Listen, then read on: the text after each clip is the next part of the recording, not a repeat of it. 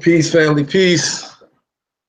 This is it's what our third or fourth episode from our platform now. Is my man Banks, myself, um, Life Men Discuss. Pretty much the topic for tonight. We're gonna get into the hidden secrets of the Dogon tribe and Kemetic secrets. We sorry about the delay as Banks is typing, sending it out to everybody. We was having some little bit of technical difficulties. We was trying to set up something nice for y'all today where we had the split screen going, but Skype wasn't having it. So, we had to go back. Pretty much. Yeah, had to go back to Google Hangout. But, we want to continue to build on what we built on last week. We were talking about human civilization, and just where we at right now as far as our past and our present and how we got to this point. And so we can dive right into it because what I'm saying, we would lay. I don't want to waste no time. I want to get right into it. Exactly. I'm gonna start off with saying, let's get into the Dogon real fast. So I don't know if those people out there that don't know or never heard of the Dogon tribe. The Dogon tribe is an ancient African tribe located in West Africa, in the area of today what is called Mali. Around, and they have a history in which they speak of themselves that goes back over to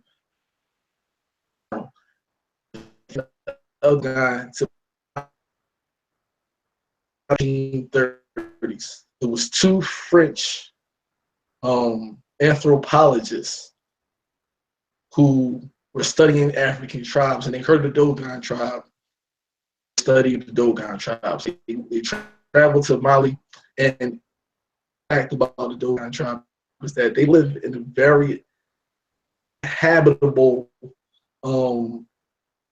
piece of land in Africa. Like, it's very arid, it's very dry, it's hard to grow crops. Their diet is very stringent. They don't have a very different variations of foods, but they survive in these harsh conditions and have survived in these harsh conditions for thousands of years. These two French anthropologists went out here to study the Dogon, and they lived and studied with the Dogon for 30 years. And they wrote a book called Pale Fox. And in this book, they talk about the secrets of the Dogon. And there's a couple of things that really stand out about the Dogon. The Dogon live in what we would call a primitive state or primitive form. They don't, hunter-gatherer type deal, basic farming. They live in mud huts. Don't have any form of writing. All their history is oral.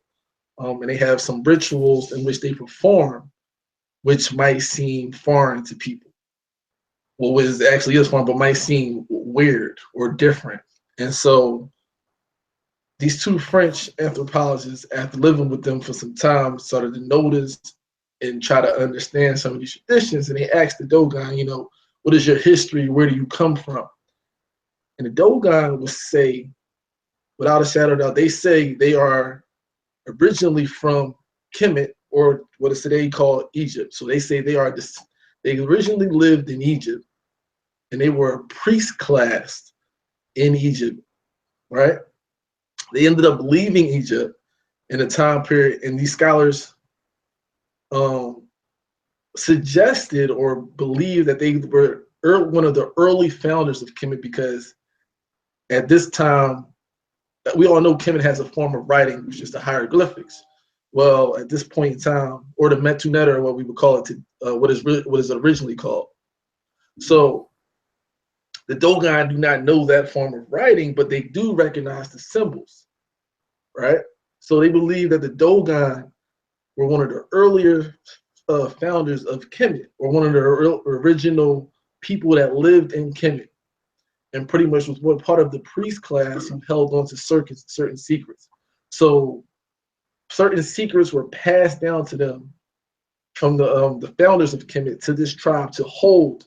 And the Dogon actually say that they were they were given the task to take these secrets and leave Kemet with it, so that these secrets would never be lost. Exactly.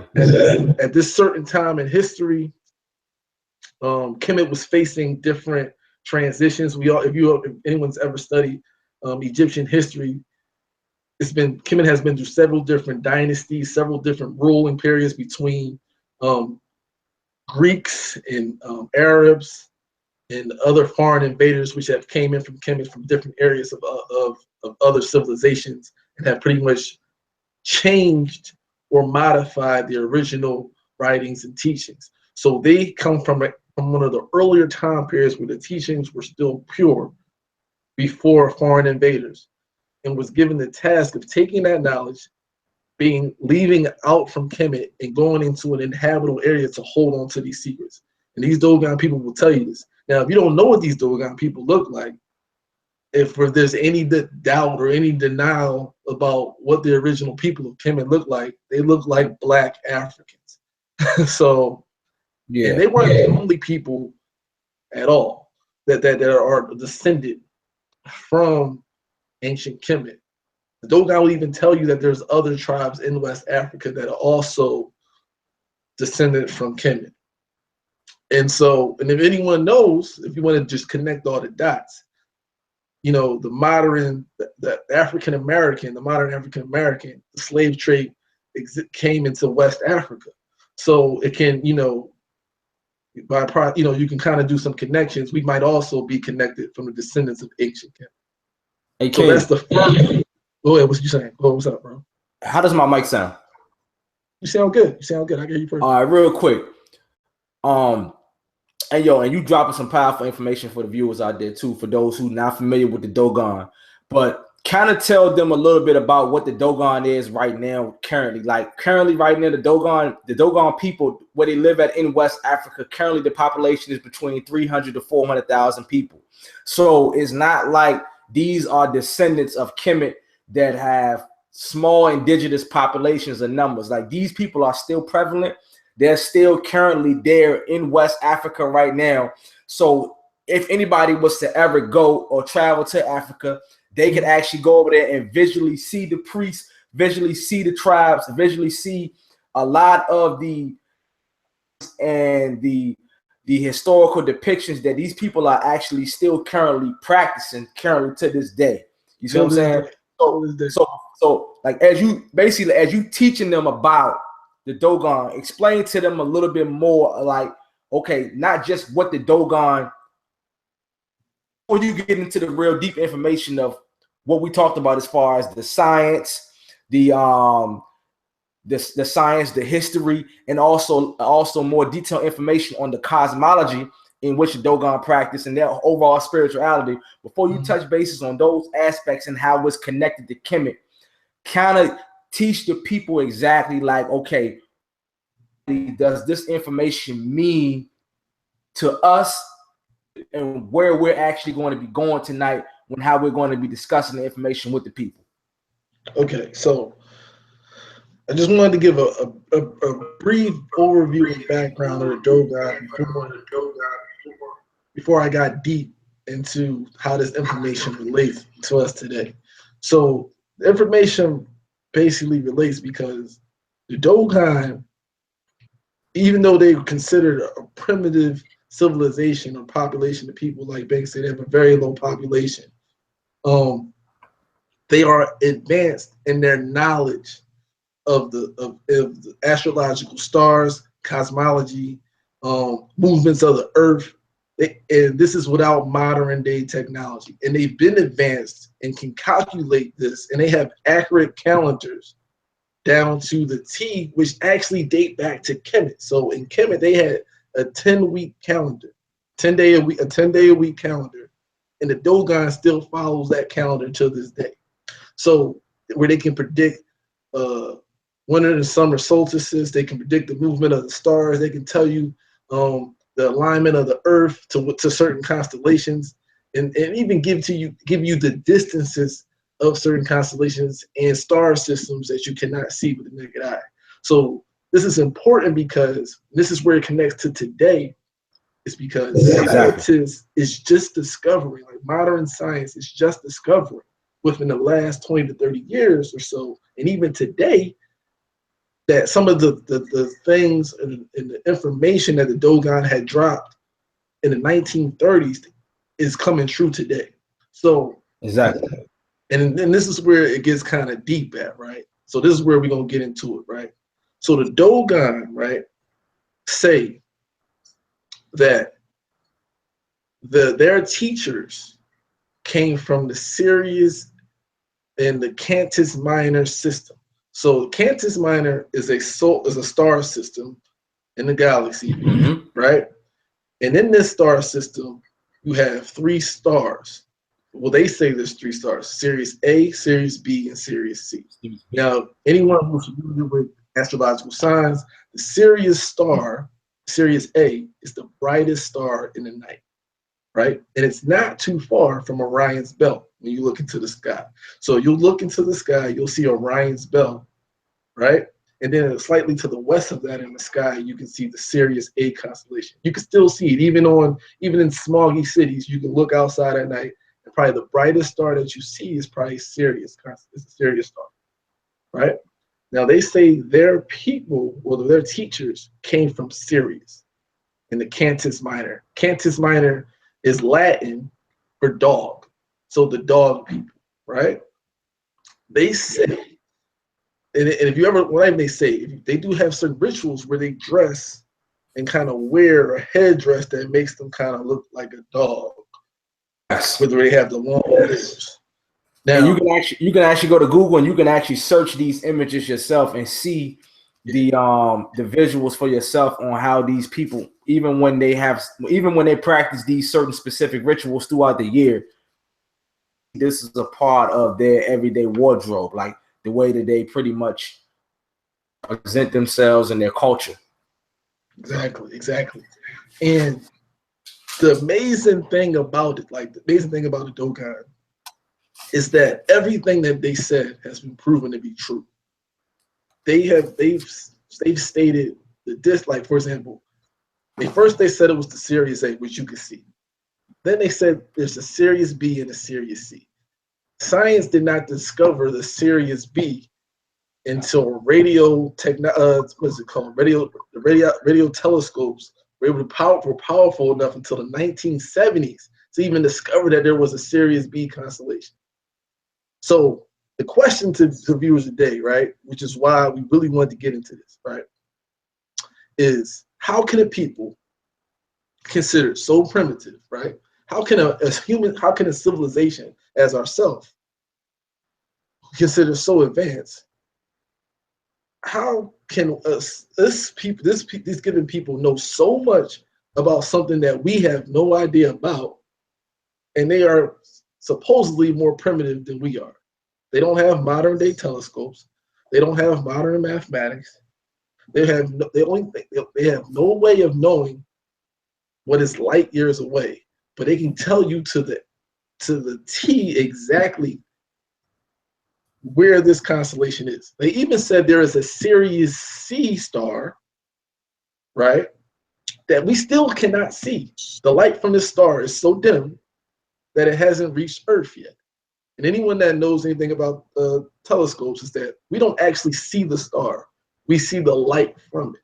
So if a star is 60 million light years away, the light years means how long it takes the light from that star to reach us, right? So the light from this star is so dim, it's what you would consider a dwarf star, that we can't even see it with a telescope.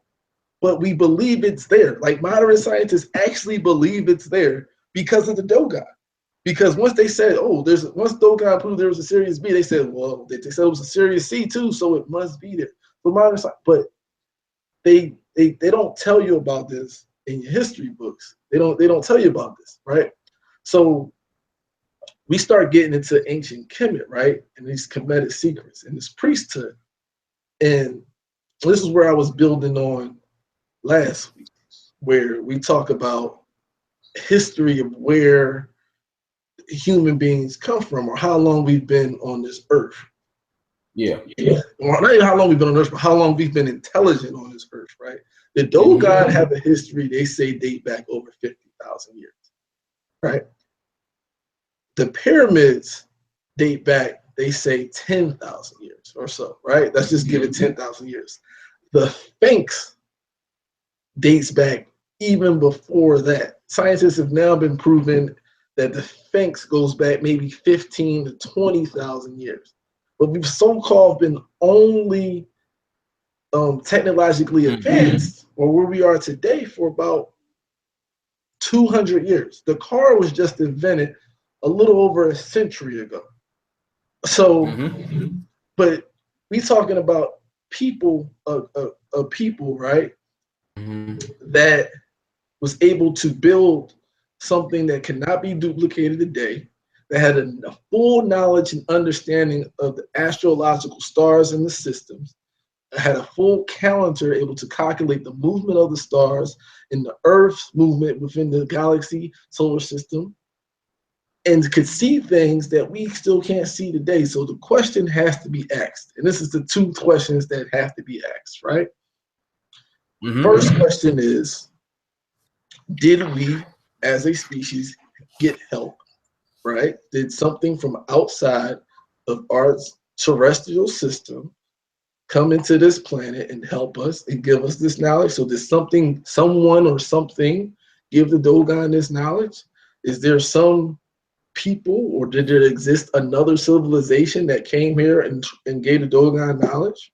Or was these people that taught the Dogon just another advanced civilization already here on this planet that no longer exists? So are we more advanced, or do our human history goes back longer than we think it goes back, or did we receive help? Because that's the only two questions. There's no other way. There's the only two options. There's no other way that they could know about these things. And then when you bring up the totality of circumstances, right? That's a word from our previous life, of totality of circumstances, right? When you add up all the factors, right? You got objects and buildings that were built that we don't know how they were built. So you got pyramids all over this earth, right? And see, here we go. Let me get into this other thing I want to get into too. Here's the other thing. So modern science and archaeologists and anthropologists want you to believe that the Mayan, the Inca, the Sumerians, the Egyptians, the Kemetic, whatever you want to call them, all these different civilizations located all over the earth had zero contact with each other. That's what they want you to believe, right? But they fail to tell you this, is that A, they all built pyramids. Why is that? Right? See, in Sumeria, they're called ziggurats. They're not called pyramids. So they'll put it in the book under a specific name. They'll call it something else. So if you go to your history class in college, they'll say it's a ziggurat. No, it's a pyramid. Okay? Gotcha. the Mayans built pyramids. The Egyptians built pyramids.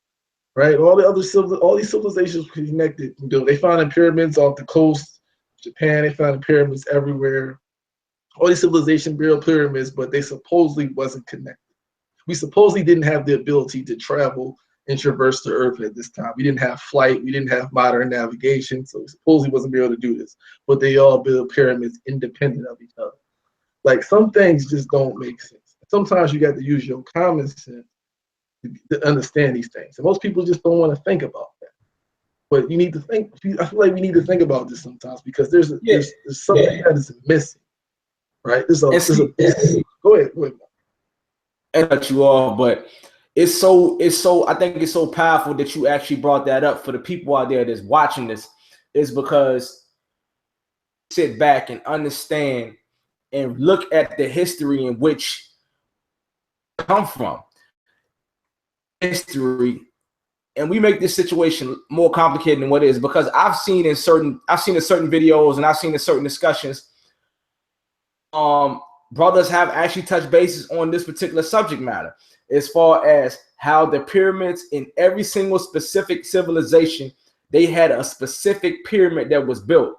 And this raises the question is, was it something extraterrestrial that actually existed here during the time of the humans existed? the original man and woman, or were they here before to where they had set up something or set up a system, a communicational system, or some type of system to put in place, whether it was involved with science and mathematics. Something was engineered or created specifically that was during those particular times, intelligence that was allowing us to communicate across the world visually, like you saying, migrating and actually coming across these civilizations. I think in this day and age and in this time, our experts, our ideologists, our historians, we have not concluded, nor have we come up with a definitive reason or analysis of what the meaning of these pyramids was and what they were created for. I remember as a fucking kid growing up, not knowing anything about history, not knowing anything too much about the pyramids, but I always had looked at the pyramids as mere symbolisms of art, mere symbolism of something that existed, that was crafted by people back in the times, and they were something that was emperors. They were something that was dedicated to wars. I always thought the Sphinx, or I always thought the pyramid of Giza. I always thought these things were created but for the kings and the emperors at that particular time during those dynasties of Kemet, of Egypt at the time. They were a representation. They were a visual representation of power of the elite. But as I've gained knowledge of self, as I've learned and I've grown and I've done history and I've read books, I've now become accustomed in knowing the information is that no, these things weren't created specifically for royalties. They wasn't created specifically for a group of people or a specific people. They were created for a lot. You know, these pyramids, they held tombs, and the tombs that they held some of these bodies, you can actually go there and visually see some of these that were wrapped up, mummified thousands of years ago. Okay, well, let me jump in right there where you said that, because that's you get into a point. You actually, that's a great segue, because you get into a point that I wanted to get to, right? So what they also teach us in school about the pyramids, right, is that they were, like you said, they held bodies. So you had great pharaohs and kings of Egypt who, in dedication to themselves, they had such a big ego, right, that they had these structures erected in order to house their bodies, right? So basically they're big ass coffins, right? That could be so far, that's so far from the truth, right? Exactly. The actual truth is this, right? If you actually been to Egypt, and I haven't been, but for people that have been, they will say that there is what they have, what is called the Valley of the Kings, right? Where all the kings and the pharaohs actually chose to get buried. So you have hundreds of pharaohs from different dynasties and periods within Kemet who are buried in the Valley of the Kings. So that now, why didn't they all erect pyramids for themselves, right? Mm-hmm. So that now disregards that theory. You have all these other pharaohs who are buried in the Valley of the Kings with the other pharaohs. So now, because you find maybe one tomb, and the tombs, they were never found in the pyramids. They were found directly outside the pyramids in a tomb outside that was buried. So now, because you found a tomb or a body near the pyramid, you try to dedicate or dismiss the pyramid structures as tombs for pharaohs. But this is my theory. I'm gonna get into this a little bit, right? What I think is this, right? I believe the pyramids were inherited. So the people that we think of as the Kemet or the Kemetans, right, inherited these pyramids from another previous civilization or the earlier Kemetans, right? Because you can see in the history of Kemet that in the beginning, like, it just sprung up out of nowhere. There was no beginning period of them like kind of figuring it out, like oh, this is kind of like, it was no beginning period. Like you can see the beginning of our civilization, right? Like we got these little cars, then the cars got a little bit faster, then we got these little buildings, then the buildings got a little bit taller. Like there's no beginning period for Kemet. It's like boom, pyramids, huge, big, and perfect. And I mean, when I say perfect, I mean perfect down to the nano inch perfect. You can't, like I said before, you can't slide a piece of paper through the block. They perfectly lined up. Every stone is lined correctly. They are perfect in every form, mathematically, astrologically, every way possible. They are perfect. And 5,000 years ago, they were exactly aligned with the Orion constellation. You can do the mathematics, you can calculate the movement of the Earth. They're not aligned with the Orion constellation right now, but all three of the Great Pyramids were aligned with the Orion constellation, right? That's first thing, which is a feat by right now. Just that alone is amazing, right? Then we get into the fact that they're also lined up on the grids of the Earth and the energy lines of the Earth, right? That's another thing, right? When you do into the measurements, the golden number comes up repeatedly, right? Pi comes up repeatedly when you start getting into the measurements and the numbers of the pyramid. Like they're perfect in every way of the form, right? Now, another thing is this, right? They also consider the Kemetic people or the Egyptians a primitive species, right? Or primitive race. But we copy everything that they do. Why is that? See, you only imitate people that you feel like are more advanced than you. You don't imitate people that are lesser than you, right? Exactly. When you look up to something, you imitate or you look up to them because you feel like they're better. They were better than you. That's the only reason you imitate art, right? So, and everywhere in the United States, in every city, I guarantee you that there is some sort of art form or building or structure or symbol which dates back to Kemet. In every Grand Lodge and Masonic Lodge in America, there's a symbol, and there are symbols that date back to Kemet, and that's for a reason. So, what are they hiding? Like what is the purpose of hiding the truth? That's the other thing that we got to also dig into. And I want to ask you that too, Banks. Like, what do you think is why do you think they don't want people to know the true story of human history? Why they don't want us to know that our history goes back to longer than 10,000 years ago? Why they don't want us to know the true purpose of why the pyramids were built? Why they don't want us? Is it because of the religious structures of the world?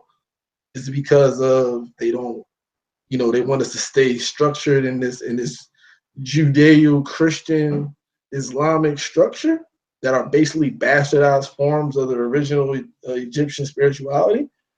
Or what is being hidden? I'm gonna pass it to you. What do you think?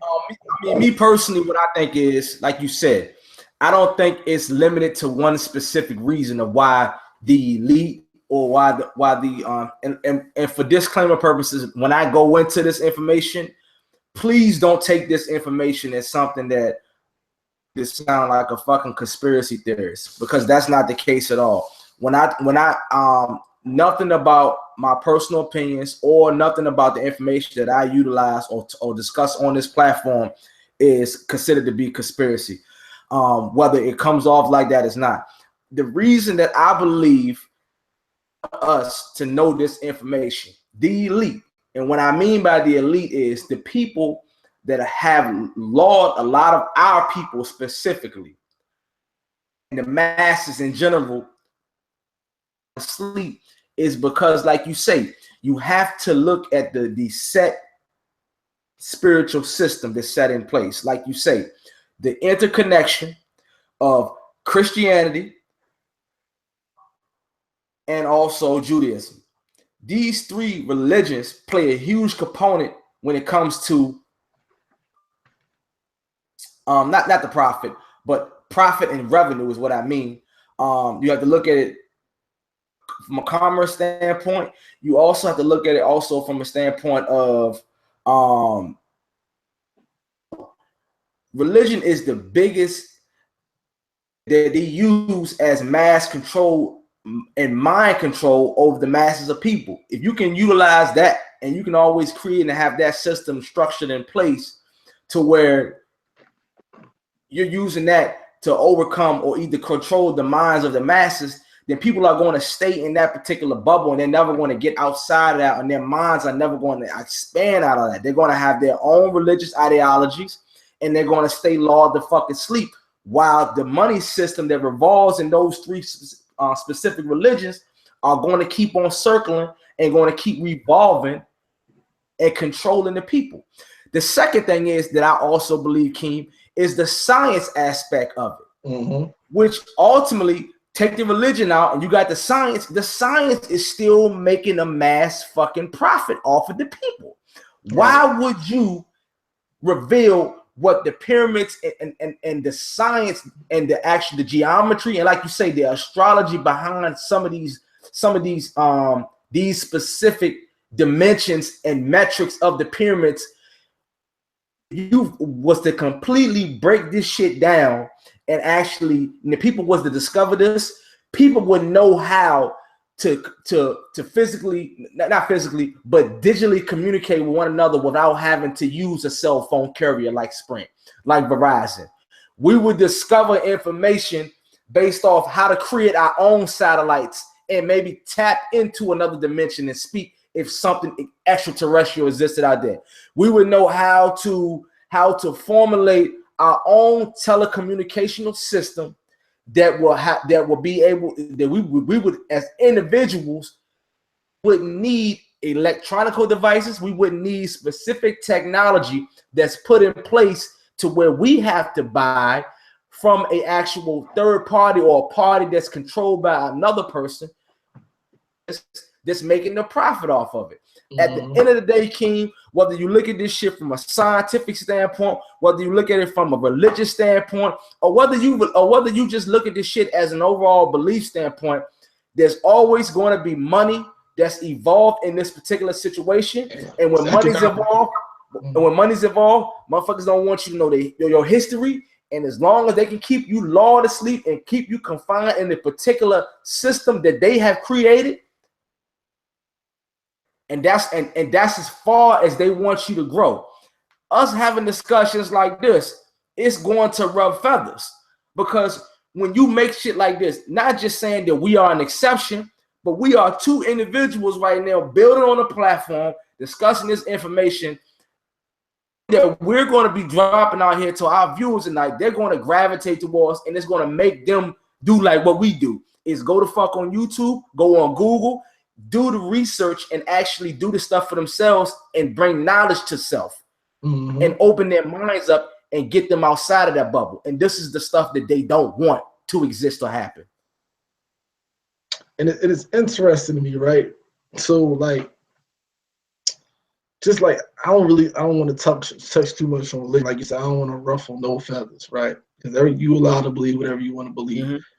But I think, to me, right, I think, like I would say, the greatest pursuit in life is the pursuit of knowledge and wisdom. I don't think there's no greater pursuit in life than, I think that's all of our purpose. Like, I think we are here to pursue for the pursuit of knowledge and wisdom, and understanding of our world around us and how we fit in that world, right? And I think, this is my personal belief, that's religion to some aspect, and religious people dulls the senses. You no longer, it tells you don't question. Like one of the black church is famous for saying don't question God. Like, you don't question God, right? That's one of the famous things. Like, but when you start questioning your reality and the universe around you, you have to question God. Like, you have to.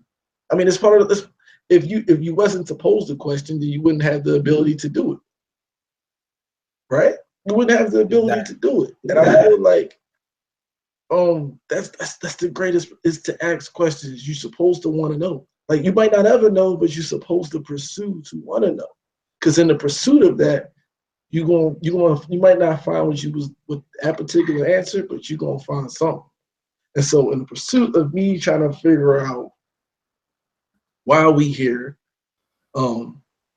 figure out where religions came from, where spirituality came from, I have discovered so many things that I didn't even know before.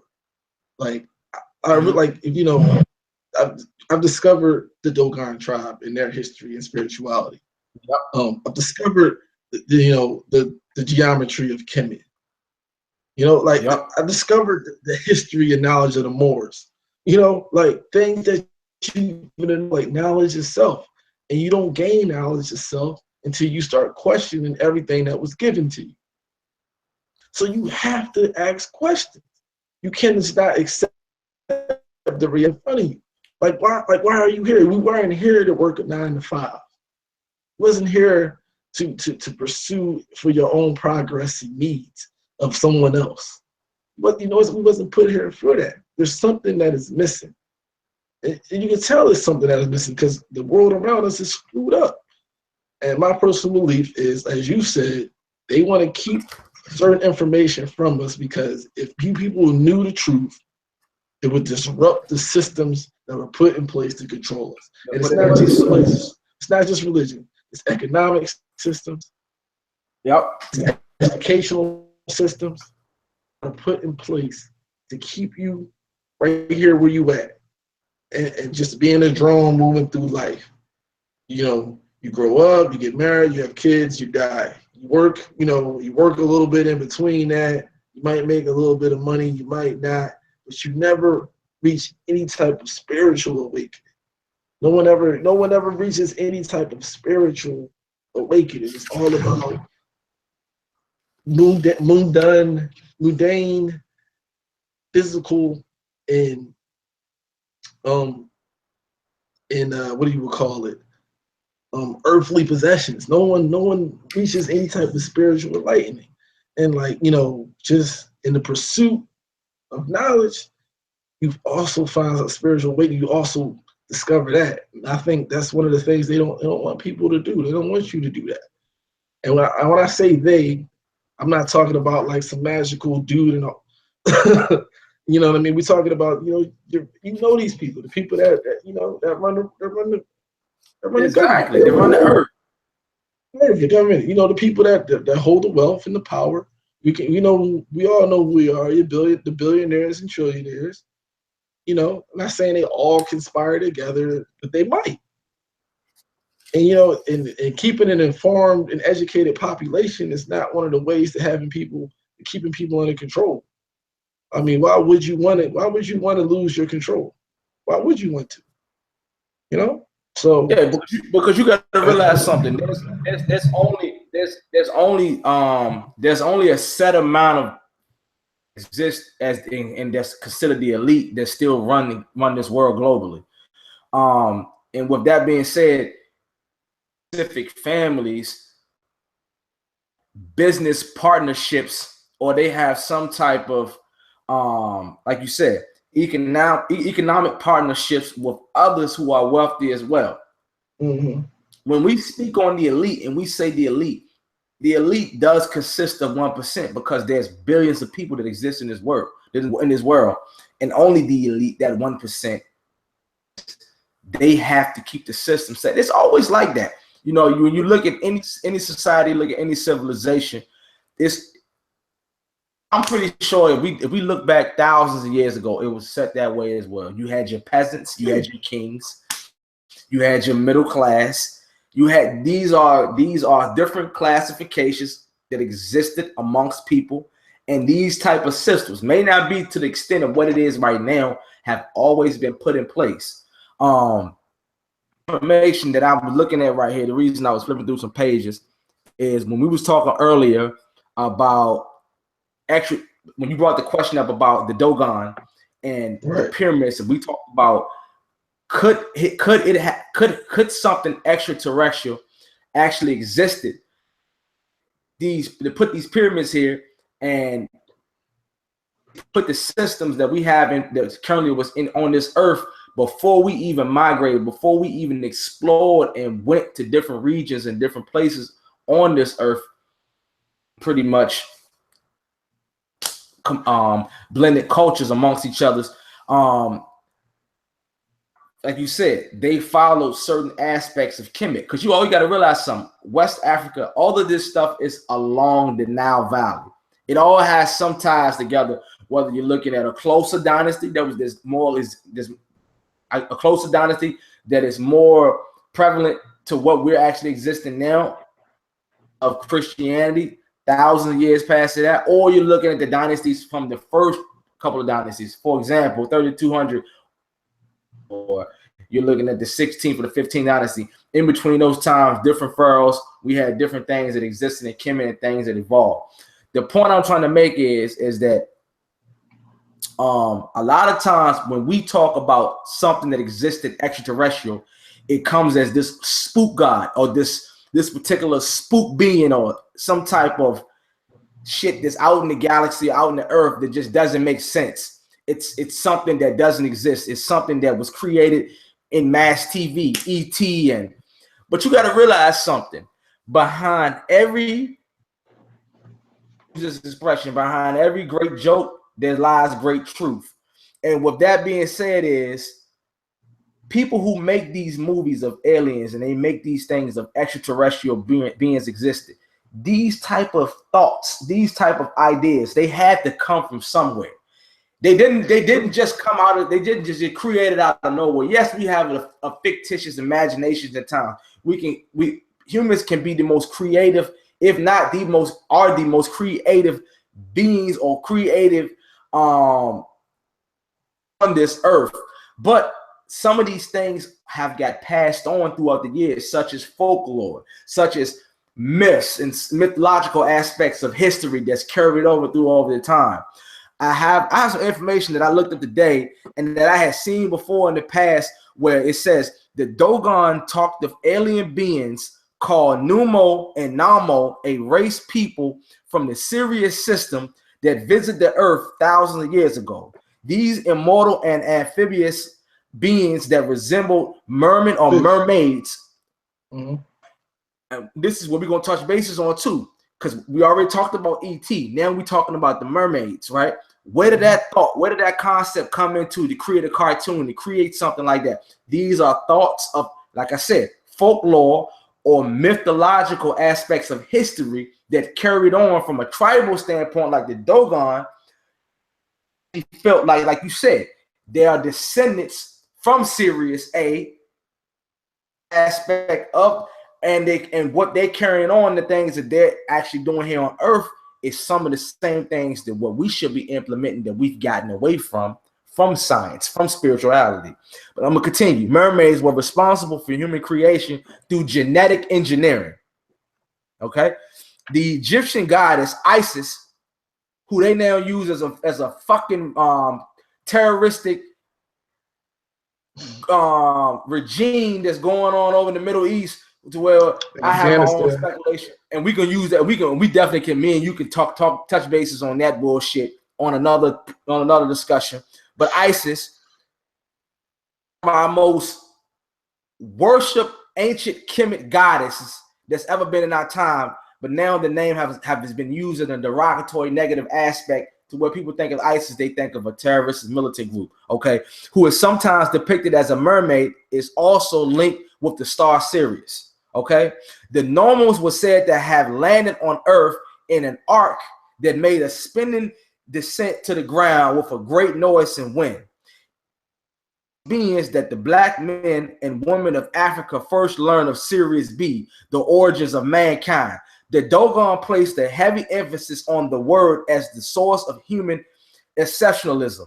To the Dogon, speech was synonymous with intelligence, and the only way that Earth animals was able to speak was when their DNA was combined with DNA of the Numo. Several of these early biological experiments conducted by the Numo failed, producing unintelligent, bastardized forms of humanity. Homo Neanderthals,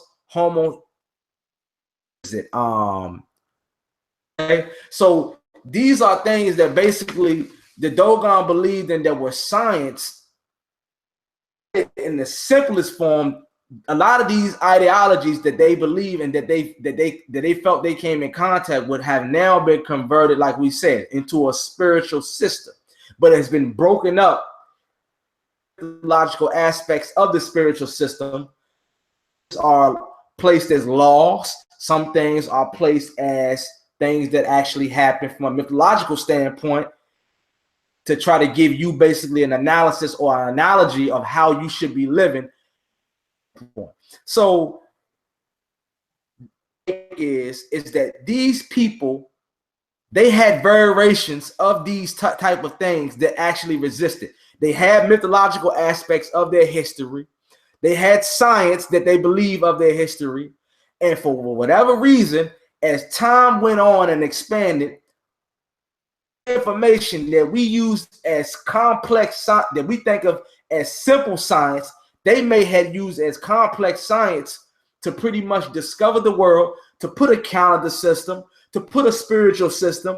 Mm-hmm. And now we've taken things and we've created so many outreaches and so many outsources and concepts to where now it's become distorted, it's become confusing, and we don't know what the fuck to be following or abiding by. We're just lost sheep out here gravitating towards whatever we've been born into, whatever thing that we're practicing. And this is the whole reason, family, if you're watching this lecture and I'm watching this discussion, is why we wanted to do this build. Human Existence Part 3 is because you have to think outside the bubble of your mind and get into it and get it and actually get out of your comfort zone. Be free-minded, be open-minded, and accept this form of information that this shit existed before you came in contact with whatever your beliefs may be. Now, when I say this, I'm not telling you to run away from your beliefs. I'm not judging you for your beliefs, but understand that it's bigger. It was a bigger existence that actually happened before you, and whatever the things that you're going through now are variations of things that's been here for thousands and thousands of fucking years before that book that you open and read and abide by existed. And it existed in some of the most simplest yet forms of the way of living. And the reason that Dogon I feel like it's definitely a special tribe or the indigenous people that exist right now, because they still practice these things that were discovered and done thousands and thousands of fucking years ago. So yeah, go ahead, King, man. So also I wanted to kind of make a connection too when you talked about these things that have been here before, right? So when you do a study of ancient cosmological systems, right? So basically people beliefs, right? You go to certain belief systems, they all kind of have the same things in common, right? Even in Christianity, they all kind of have the same things in common. So we're talking about immaculate conception. We're talking about the flood stories, the Christ God, you know what I'm saying, the Trinity, you know, all these things, the creation of the earth, the Big Bang. So science has just discovered the Big Bang. The Dogon knew of the Big Bang in the 1930s. You know what I mean? So these things is not new. You know, we're rediscovering it, but it's not new. And like I said, you know, all the ancient systems knew this, and we just rediscovering it. And that's, you know, just one of the crazy things about it. I want to go back and touch base a little bit about the Dogon as well. And any book that I reference, y'all can hit me up in my email, and I'll definitely send you the book. I got PDF copies of almost everything and all my references, right? There you go. Good shit. So anybody that wants some information, just hit me up. I will show you exactly what I read, where I got it from. Exactly. And you know, and point you right there. I don't make anything up. Just think just coming off exactly. Top of bullshit.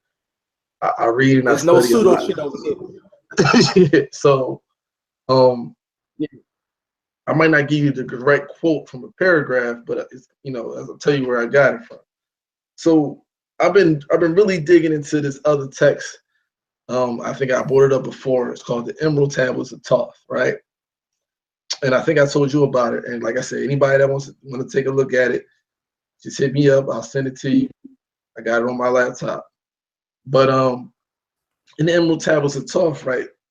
Thoth pretty much is basically like his autobiography, I guess. He's considered. He basically comes out and opens the books up and says, "I built the Great Pyramid," and it's been erroneously credited to another. And basically says he's a descendant of the ancient civilizations of Atlantis, right? And this is where I want to make the connection, because I'm not saying that this book is true, but I'm saying that I want to make the connection between the other civilizations and Kemet and all of them having the same science and knowledge, right? Because in this book, he says specifically that him and a few other Atlanteans, him being the greatest of all the other Atlanteans, after their society was destroyed, they split up. Well, they particularly split up, right? And he had these tablets with him, which had knowledge and information on it. He founded Kemet. He says he took the people that was living there out of their state that they were in. So he said they was in a primitive state. He educated them and took them out of the state that they was in, right, and brought them up into civilization. He then sent his other people that other Kemetans, I mean not Kemetans, some Kemetans and some other Atlanteans, to other places in the world to spread the same knowledge. So, Gotcha. so we have reference to a previous civilization that existed before our modern civilization, or before our known modern civilization, and this civilization had they went around and gave civilization to all the other cultures of the world at the same time. So if we want to make a reference to why other cultures have pyramids, why other cultures have the same beliefs and cosmological systems, why other cultures have some of the same spiritual systems, it could be possibly because of that, because they have a common ancestor. Not saying that common ancestor is the same as the one in this book, but they have a common ancestor. Somewhere along the line in the human consciousness and history, there was a common ancestor that spread this knowledge, right? Whether it be extraterrestrial or a greater civilization that existed here before ours, right? Got you. And then another thing that is huge that he get big into, right? And this is also what I kind of want to, I want to touch on this just a little bit, but I don't want to get too deep in it because we can get real deep in it, right? It said Thoth had the ability to conquer death. So he could choose to die. So basically he had lived for 40,000 years and could decide to die whenever he wanted to and be reborn whenever he wanted to. So he had conquered death and conquered his spirit and had died and been reborn at least 2 more times, and said he would die again and be reborn at a later time. Now, we talk about the death and rebirth. That is another common theme in all other cosmological systems or spirituality systems, right? Death and rebirth. You die and be reborn. It's even that in secret societies, even in our secret society and our fraternity. You know what I'm saying? Of going through the process. Gotcha. And then being reborn as something new, right? So that's always a huge component in certain cosmological systems, death and rebirth, right? And so if we want to talk about what it could be that they're hiding, right? Or we want to talk about, for example, you have the Rothschild that just died at like 100 and some years old. He had like 4 or 5 heart transplants. Heart transplants, right? He just kept giving this old motherfucker fucking hearts, right? Why do you think they doing that? Like, because he's afraid of death, because he knows he can't come back. So what if some of the knowledge or history that is being hidden from the indigenous people of this planet is the ability to conquer death, the ability to choose when and if you die and how to come back, the ability to conquer your spirit. Because let's say Jesus was a real person, he actually existed, right? One of the biggest things that he said is that you could be like him, right? So if he can conquer death, why can't you? Right? If God made us in his image, right? And his image and his likeness, and we could, that means we are like God's ourselves, right? So if that is the case, then we should be able to do godly things, which is conquer death. But maybe that knowledge is hidden from us intentionally or has been lost. And they don't, because if you can conquer death, then you no longer fear it and you no longer live. See, everybody moving like this. Everybody moving like this. Everybody, because we know we only got a limited amount of time. But if you conquer that, because you hear about it even in the ancient books, men living for thousands of years, hundreds of years. You only could live that, but nobody lived that long now. And we take it as mythology. Oh, they really didn't live that long. You can have great kings in Sumeria that say they ruled for 5,000 years.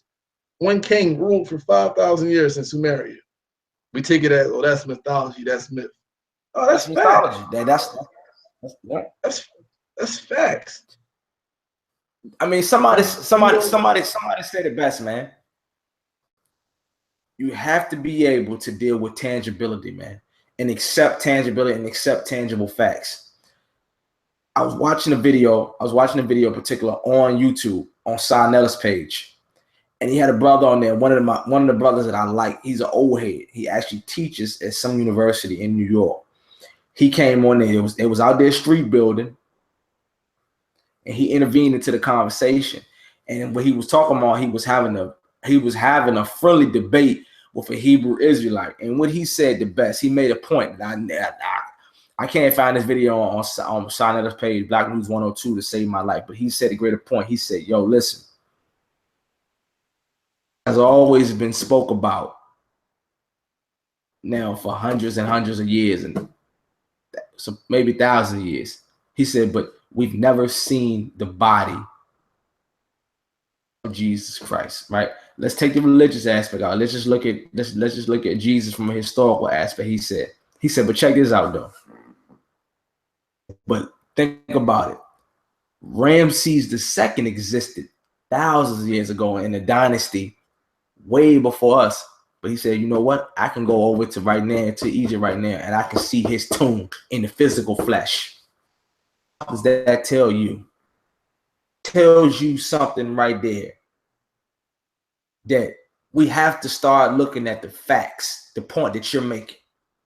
Stuff that's right in front of our eyes, man, and accept the facts.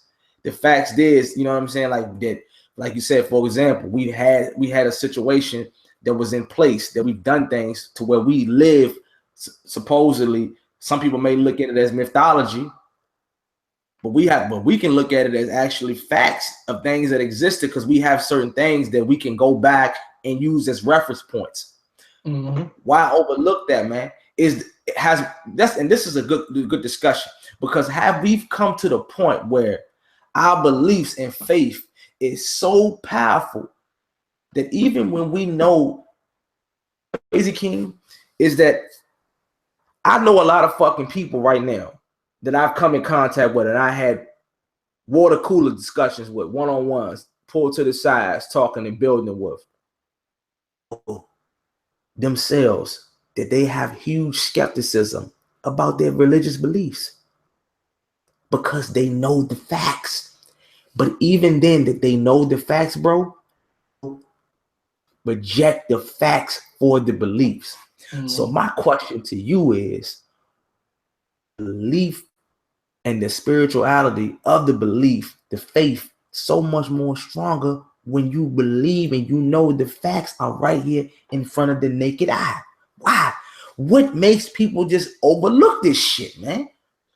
Fear. You know what I'm saying? I think it's fair. Like some people say, oh, I'd rather believe and when I die be wrong, but at least I believe than not believe than when I die and you know what I'm saying? And I should have believed in the first place. You see what I'm saying? Like, Check that. I'm gonna let you out. I'm gonna cut you off. This because I ain't gonna try to cut you off. This is my next question to what you gonna elaborate on right now with the fear. If you believe that, right? Okay. If and I know that if I die, I was wrong. Is it really here though? Is it really in your heart? Because if the God that you do believe in, right? If he's the knowing all and knowing of all, fraud, yeah, just to say in your mind when you know the facts is here. right. So can we really contest and say that the fear aspect is really enough to carry them through to the afterlife? Right. Or you fake the fear, you fake the belief with amongst your peers, or that you coexisted with your life in. You was never you knew the truth, but you faked the truth because you felt that, you know what, this is gonna get me to where I need to be in the afterlife. See, me personally, King, it's me. I'm gonna let you rock back. Oh, go ahead, do I your thing. don't worry about what's gonna happen in the afterlife. Only thing I can do now is do what I feel that God has allowed me to actually put me on this earth to do right here. And that's what? That's to handle responsibilities and build a family and build a foundation and build with the close ones that I come in contact with, the human beings that I come in contact with, and do the best by them as well as myself while I'm in the physical form. I say I don't think about the afterlife. That's saying that I don't believe that it exists. What I'm saying is up in something that you've never seen or don't know that exists. Right. You have to worry about what's tangible and what's actually in front of you now and what you can actually do to make things better now. But yeah, go back, man. Go ahead, man. Elaborate to the people on this fear shit. Like, what is it about it and why does it drive people crazy? I mean, why does it makes people so fucking torn, bro? So I think it's two things, right? I think it's fear and I think it's tribalism mentality, right?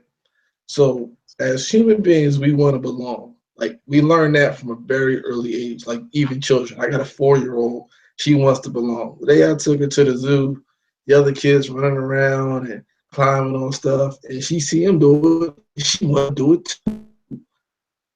Or I pull her to the side, I tell her little Jules, I say, look, boo, just because other people are doing things, don't mean you have to do it. And for Yep. yourself. Don't just do things because other people do it. I said, you want to be the one that other people want to follow, right? And she 4, she don't get it. She like, oh, why, daddy? But I'm going to continue to tell her things like that. So she won't ever get that mentality of thinking that she needs to follow others. But most human beings have that tribalism mentality. We want to be accepted by our peers, by our peers. And that's something that I think is it's genetically encoded into us. This is a Bible aspect. You see what I'm saying? Like in order to survive, you have to be accepted by others. So I think that's just a part of our DNA, right? And you have to kind of shake that code with a little bit. Like, you know what? It's okay not to think like everybody else, you know. And then the other thing is fear. People like that also that wanted to be accepted, but then the fear of the unknown and of not being accepted. So, like for me, when I stepped out and I told my father, look, I'm not believing in this no more. It was a fear at first because this is what I was raised to believe. And I told him, I looked him dead in the eye and says, Dad, I don't believe this no more. That's a fallacy to me. It doesn't make any sense. You brought up Ramsey for a second, right? You said you can go see Ramsey, right? Uh-huh. Ramses is supposedly the dude that chased Moses into the sea, right? Mm-hmm. And the sea covered him over and he died, right? And all his men, right? Pharaoh and all his men, right? Ramses II, right? Yep. But Yep. Ramses sitting in a museum right now in Cairo, Egypt. So obviously he ain't at the bottom of the sea. Exactly. So right there, I think, This is what I'm saying. This is what I'm saying, dog. Like you. I'm so glad. I'm so glad that you actually elaborated on that. Like, we not just sitting here just blowing smoke out of our fucking asses just for viewership. nope. This is facts. So Facts. you know what I'm saying? As you and mind you, I'm listening to you. I'm just writing down what you're saying. Yeah, You know what I'm saying? Like so. yeah. And you talked about it. You said fear, tribalism, mentality, genetic encodings, and fear of the unknown. Like, and I'm writing this down because I want the people to see this. Take this information in, man. We not just sitting here just building, man. Like you have to really look at this shit and get outside your comfort zone for once in your life. Yeah. And the only way you're gonna truly be yourself is when you think outside the box sometimes. Right. Taught and of what you was taught to believe. You know what I'm saying? That's the beauty in life, man, is having that privilege to be able to do the both things. You know, it's funny you brought that up, how you when you brought it to your pops. You know, for me, I guess because of my personality and just who I am, there was no hesitation when I told my mom and I told my dad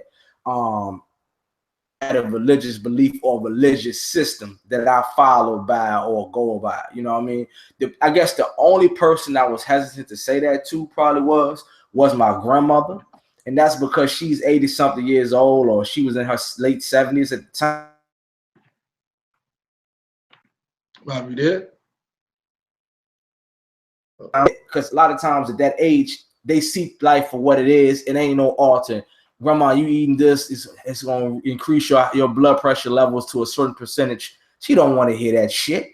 You see what I'm saying? So it's the same way when you saying that you going through a life transformation, or you going through life that you feel like you discovered, or you going into another realm of life to where you're growing and evolving. She don't want to hear that shit.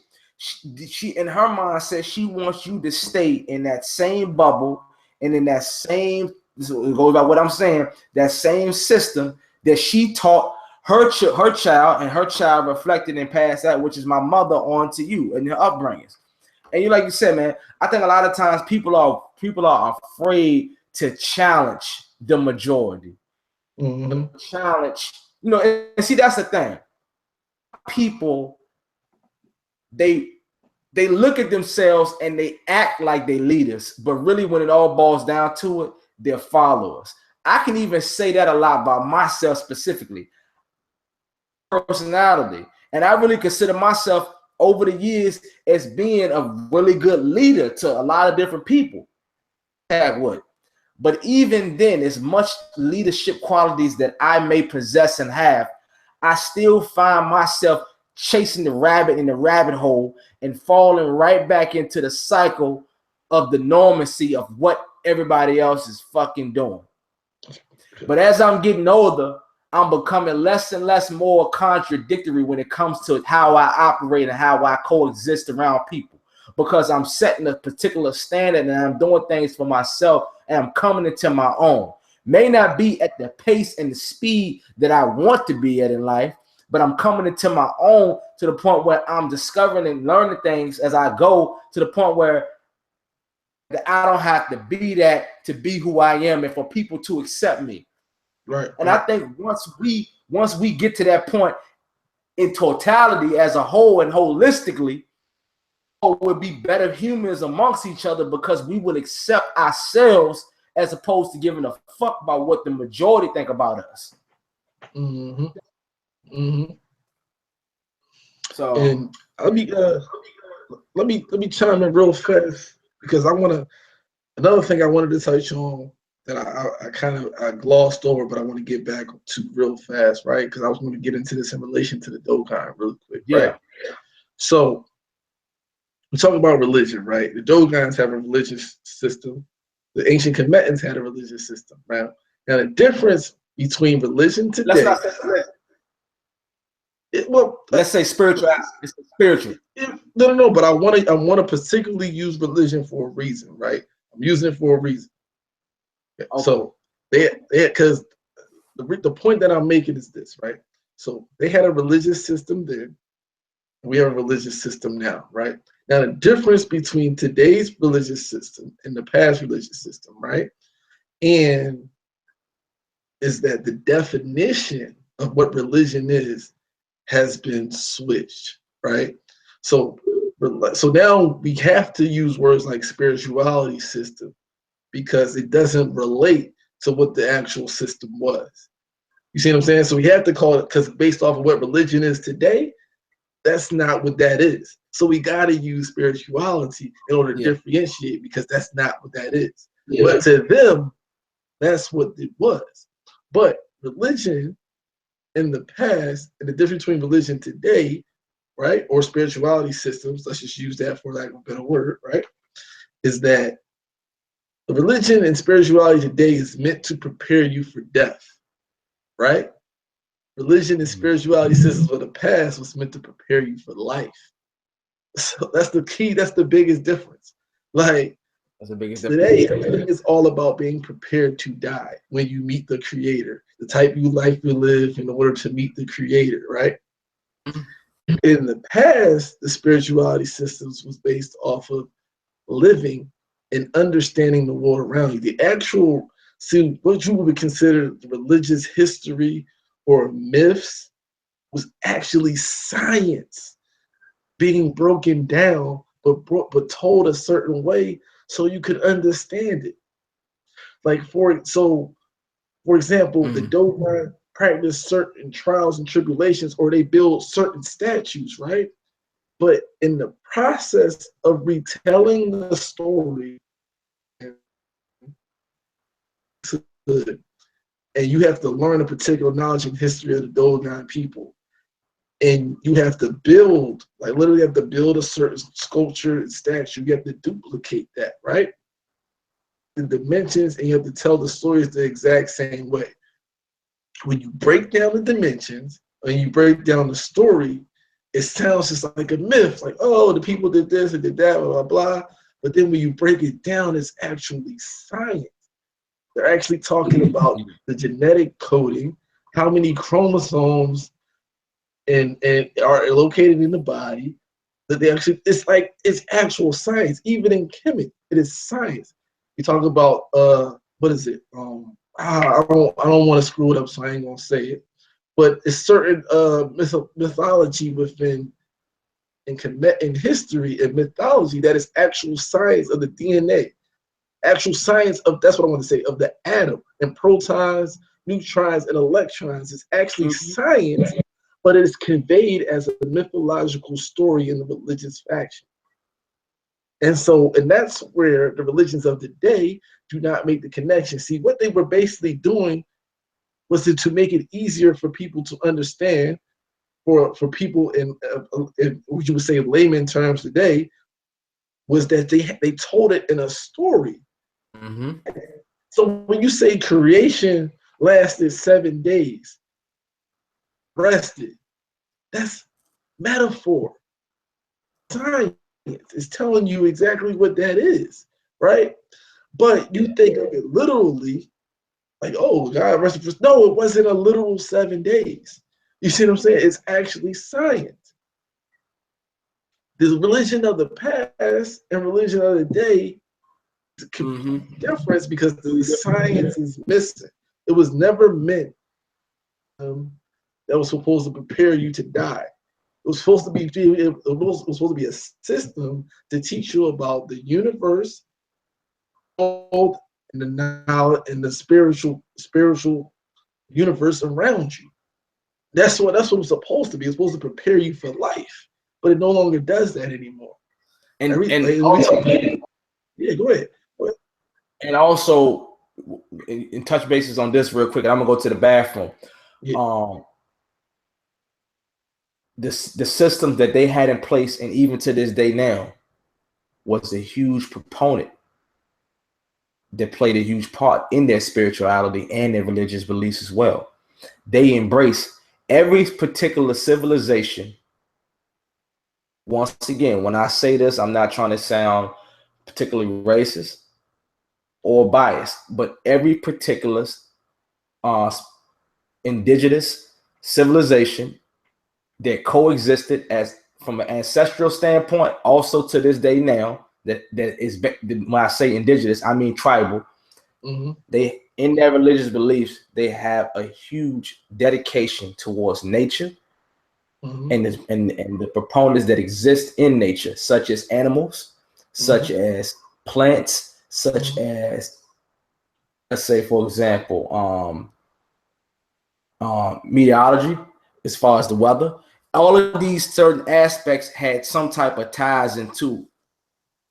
They gave you variations of mythology, simplest form, so that you can understand it, so that the science wasn't so complex that it went over your head. And even then, King, like I said, bro, I think a lot of times when me and you talk about this shit, we make it sound more complex than what it was, because I believe if we was really able to decipher and understand the Metuneta, as well as the ancient writings that our ancestors and the Dogon have in here and back here, man, this shit probably would be so simple and live, is that we would never have to overthink things. Things that we would do common every single day would make sense to me. You know what I'm saying? Like it would be easier to buy by. But the fact is, we don't know our history. We don't know our language. We don't know our history. So these are so many different variations that's missing.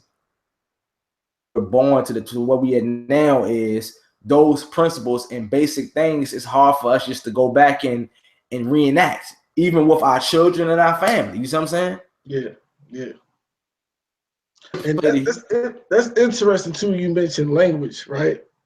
Another thing, right? So the Dogon still have certain words in their language that trace back to Kemet, certain Kemetic words, right? And it actually can still pronounce it in the original, but only when they're talking about the history, right? So when they start talking about the history of like the star constellations, and they start talking about their original religious systems, and they start talking about actually the name of the constellation, because they don't call it Sirius, they call it, we translate it to that today. They don't call it Sirius, but the name that they call it is a Kemetic word. You know what I'm saying? It has no other translation in any other culture. It's an actual Kemetic word. So you actually know that it was passed down to them in the original Kemetic language, and they pass it down in the original Kemetic language. And that's crazy. That's crazy, right? Like, so they knowledge in history actually, they don't. Also, you might be the only people that still have traces of that to this day on the earth, because the language is lost. No one speaks it anymore, but they still speak it. They still speak it. But they still speak it, right? And the crazy thing is, right? The crazy thing is, they still speak it, and they know the etymological aspects of the words as well, like the origins of how these words are created. They're not just using it in a context where the word has evolved and changed over time. They're using it from the origination of when this word was, and that's what makes this shit so powerful, man. It's like the name of the lecture, really, what we should talk about is, book on this, but stolen legacy, man, stolen legacy, and just by George James. Yeah. Hey, let me put that out there too. If anybody wants stolen legacy, email me, hit me up. I'll send it to you. Whatever you do, even if it's a book that you think, even if I haven't mentioned the book, hit me up. Ask me, most likely I got it. My digital library is advanced. So anybody out there, too. Right here by Chank Anti-Diop. Make sure y'all go out and get this. This book right here is powerful, powerful, powerful. The African Origin of Civilization, Myth or Reality. tell you a lot about where we started from, how we evolved over certain times, and there were certain things that were put in place discussing our pharaohs. He's also, as far as the bad rep that the Kemet gets, as far as not Kemet, but let's just say Egyptology gets, as far as how that plays effect into the people live in. Talks about the kings, talks about how they fished, how they hunted, how they live. Aspects that were put in here, man, that are telling you, that's giving you the origins. It gives you a good basis and a foundation of from a civilization standpoint on just how we should be conducting and living amongst ourselves, amongst our people. Nobody's saying we should be walking around living in goddamn huts and shacks and like we were thousands of years ago, because yes, we have evolved. But there should be, the point of this lecture and also in this discussion is to make us open up a history book, man, and look at your history. And we wanted, and Keem it's been great he did this. He wanted to discuss the Dogon because the Dogon is one of the only indigenous areas and people, even though they have a larger population that I know until I did the research, using a lot of these rudimentary principles, man. These things that started from the beginning. And we have to get back to that over here in America, man. We have to start implementing some of these things into our daily lives, man, and just appreciating. You know, this is why I'm so appreciative that I grew up in a rural area of some things, because it may be a lot of things that I did as a child and when I go back home, don't do now that I live in a more city environment. You know, it makes me appreciate those aspects just that much more. Even though the percentage is still small compared to a tribe or like the Dogon, I'm still connecting with nature. I'm still connected. I'm not so completely off. I'm just a fucking walking around into a city aspect, and I've gotten completely, and I've become so Eurocentric to the point where I've lost all of my customs. I think me knowing certain aspects and just being able to implement different things and different structures in how I live, it gives me some type of meaning and some type of purpose, even though I know that I'm not living in the geographical area that I should be living in, or I'm not doing certain things that I should be doing. You know, I have to make the best, and having the knowledge at least allows me to pass that on to my child and to the people that I know that can give them a better sense of entitlement. The biggest thing about it. And real quick. make me I'm gonna just drop a couple things while you go. But Go ahead. So people out there as well, if y'all want more information about the Dogon or where I got some of my information from, there's a couple books that you can look at. One I'm still looking for is called The Pale Fox. I've looked for it on Amazon. If anybody can find it, let me know. That's the original book that was written by the French anthropologists in the 1930s. The other book is The Sirius Mystery. That Sirius is spelled like the constellation, like Sirius XM radio. So like, yeah, The Sirius Mystery, and that's by this guy named Robert Temple. I went through that a little bit. That'll give you a lot of information about the Dogon, a lot of information about their signs, their symbols, their belief system, and talk about the Noma and where they come from. That's a big time book. The other one is Sacred Symbols of the Dogon. Take a look at that as well. So if you want, just a little bit more information about the Dogon, where they come from, their history and culture, those are a couple of books that you can reference. Also, Banks talks about the population of Dogon was a bigger population than he was that he knew of. A portion of the main portion of that population that's really important is the priest class, those individuals that carries down the knowledge and the history. And so those are the ones that are really, when we talk about the Dogon tribe, we talk about this. Thing about the Dogon is they don't discriminate. Like anybody that wants to learn, that history, they can learn. I'm not talking about outside, I'm talking about within their culture. So they don't discriminate between male or female. Some people like to think, oh, you can learn the history. No, like even in the Dogon, women can become and learn the secrets. So, and that goes back to Kemet as well, because um, not African people are not strictly patriarchal. The woman has just as much value as the male. So, I think that's another important factor that people need to know and understand, that the Dogon do not discriminate on their females at all. They also can become a part of the priest class and the priesthood and learn the knowledge of the secrets. And that it was the same as well, most likely in Kemet. So this is not a male thing. This is not no patriarchal thing. The women had just as much importance in Africa and African systems as the men. And as Banks even mentioned, Isis is one of the most important individuals in human civilization and history. And some actually believe that she actually really was a being that walked this earth, not just a goddess. She was a being that actually walked on this planet. And is one of the most important beings in human history, honestly. It's responsible for us obtaining some of the knowledge that we have today. So I just wanted to, point that out there, get y'all based up how he was going. I referenced them to a couple of the books. The other book was The Serious Mystery by Robert Temple. So I read through a little bit. And the other one was Sacred. Right? Huh? I think it was copyright 1976. The Serious Mysteries. Yeah, I think so. That came out in the 70s. Yeah. You're right about that one came out in the 70s.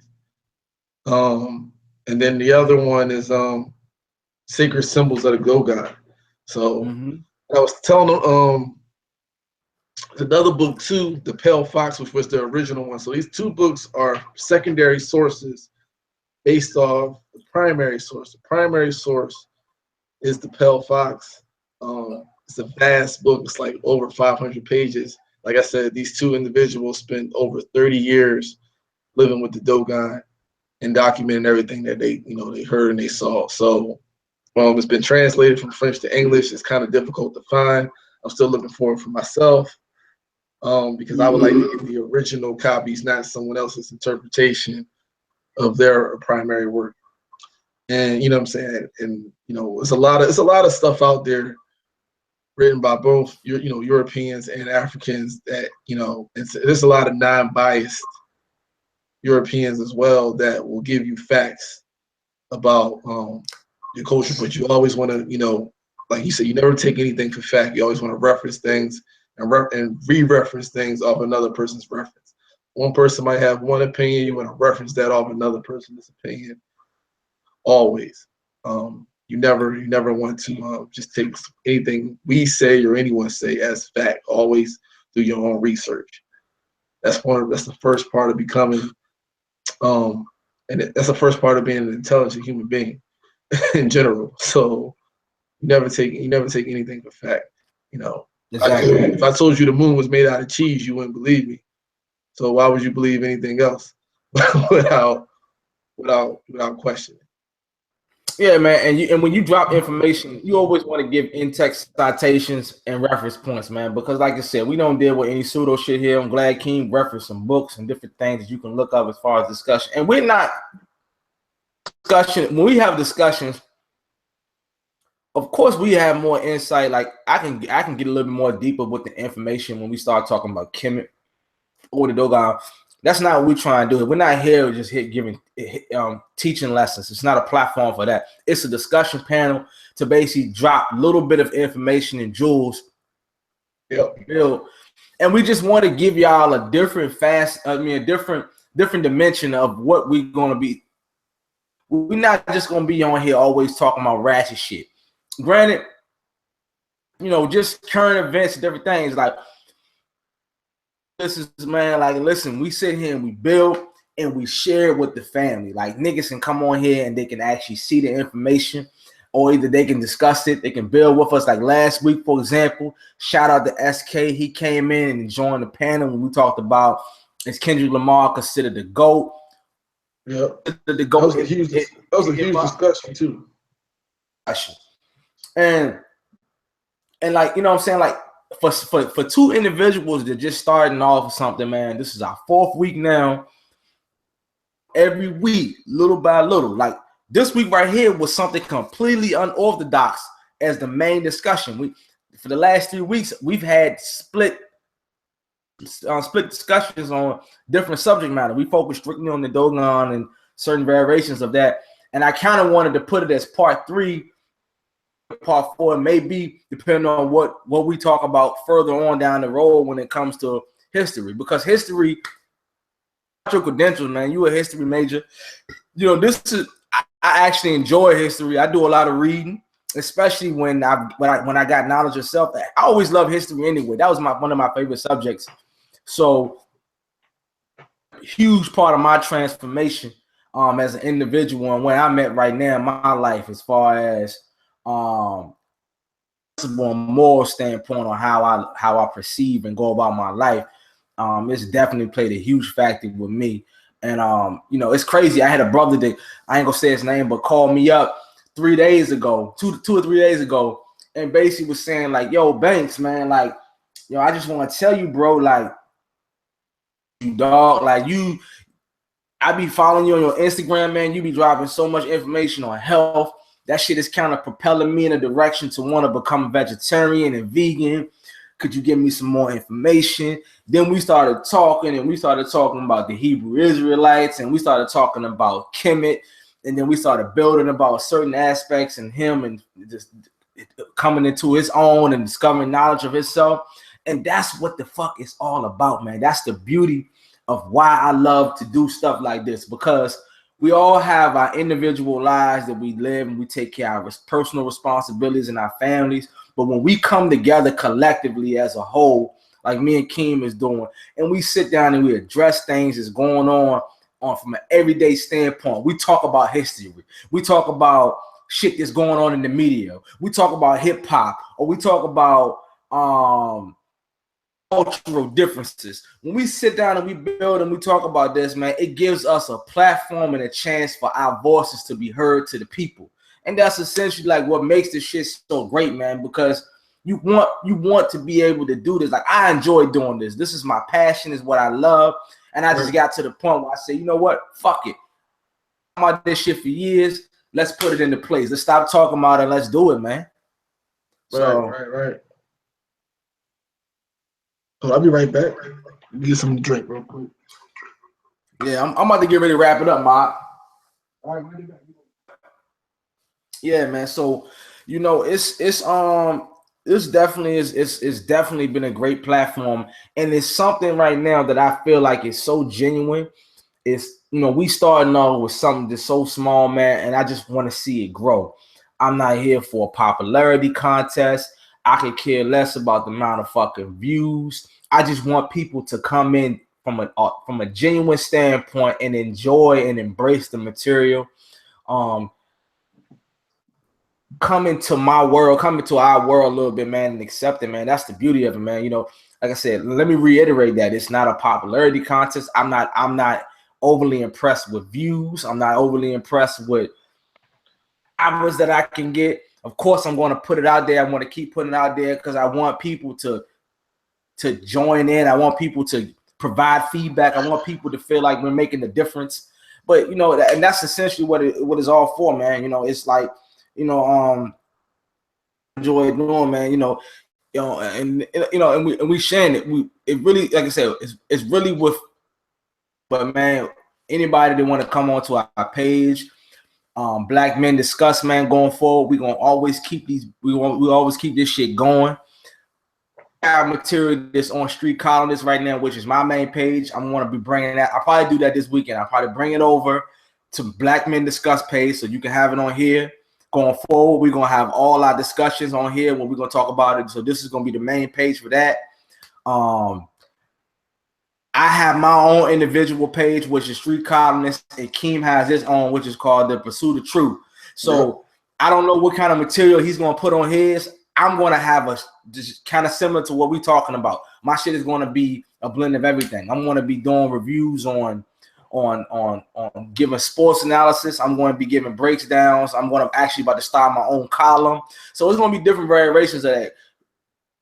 Things that he does. Like, we're two different individuals, but we both agree this is something that we gonna come together collectively and collab on and do, and we enjoy doing, man. So once again, it's another discussion that I felt like I hope y'all enjoyed. If y'all have any questions, feel free to email me at terrence.banks1@gmail.com. Keen, you can give them your information, which is aksmith34@gmail.com. You can contact him there, or his other, or if you want to contact your Yahoo one too, right? Yeah, aksmith34@gmail.com. My Yahoo is Keem1914@yahoo.com. Also, like I said, my library is vast, and it includes almost anything you can think of. I got a huge occult library. I got a huge history library. Anything you can think of, self-help books, all that. So if you get anybody looking for a book or anything that I reference, I most likely I have in my own personal library as a PDF, and I can email it out to you. So hit me up, let me know. I'm not trying to make no money off of it. I didn't have to buy it, so I'm not going to try to sell it to you. Whatever I got, I give to the people for free. All I ask is that you don't try to sell it and don't try to get us all hemmed up. So none of that nut shit. None of that nut shit. So, if I got some out there, but I think it's a time limit on it anyway. If after a certain amount of years, it be distributed for free. So, but anyway, like I said, with Banks was, we about to wrap it up. Like Banks was saying, we really just do this because we enjoy doing it. Me and Mob always connected when it comes to this type of conversations. We've always been deep thinkers. We've always challenged each other intellectually, and so we decided to each other, not just for the people, for each other, so we could build with each other, and also so that other people see how we build. And we want others to do the same. Exactly. Find some time in your life to connect with somebody and just talk about some things that interest you. And you know what I'm saying? We like Bank said, we're not just gonna sit here and talk about this. And sometimes, I want to kind of bring it back down to earth a little bit, but I really wanted to cover this topic as well. But we're gonna try to talk maybe about families, and we both got families that we trying to raise, and we talk about that, how our challenges is that as Black men. We talk about society. We gonna talk about sports, football season about to come into play. I got a lot of ways I feel about this Kaepernick situation, so we might get to that next week too. Women on that shit, bro. Yeah, we can definitely touch that. We can definitely make that a part of the discussion, man. We're gonna be talking about this Colin Kaepernick situation. Let's just fucking put it out there. That has to be addressed, and I feel like people need to know about that. So if you're viewing this right now, the end of this video, I don't know how we're gonna pretty much segment it, how we're gonna word it, but definitely that's gonna be one of the main things that we're gonna discuss next week. The future of Colin Kaepernick in the NFL. We're gonna address a lot of shit that me and King will talk about with that, and that's definitely something to be talked about and put to the forefront. And when it comes to American sports. Yep, and we're gonna tell you why he don't got a job yet too. I'm gonna tell you why. Exactly. So we're gonna get into that. I'm gonna let you close it out, Banks. And we hope everybody you have a good night. If you're watching live, and if you're not, get a chance to catch this later. Hope you enjoy what we was talking about. Yo, thank y'all for tuning in, man. Like I said, man, please subscribe to the page, man. Support us. And like I also named my page and well as King page, man. Support us as individuals, man. We want to keep building, keep growing. And thank y'all for tuning in tonight, man, to Black Men Discuss, man. Peace.